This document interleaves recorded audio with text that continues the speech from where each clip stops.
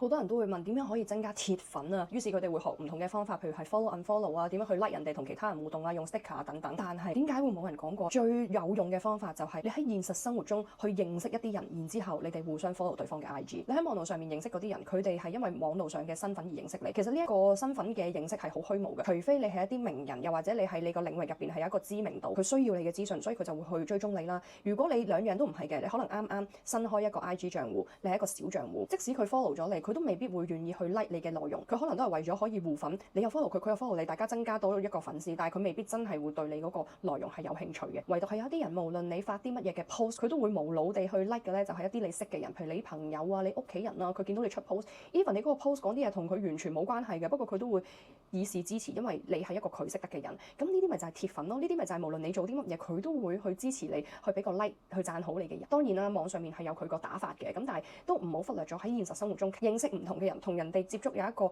真實嘅互動，去建立一個真實嘅關係，建立一個鐵粉。譬如我嘅美甲師，我去做 Pilates 嘅老師，我嘅髮型師，咁呢啲都係一啲我現實生活中會接觸到，我會用佢哋嘅服務嘅人，我係真係認識佢哋嘅。而我亦都喺 Instagram 上面去延續同佢呢一個嘅關係。咁呢一種嘅關係咧，就係比較鞏固，而且你哋互相都係大家嘅鐵粉。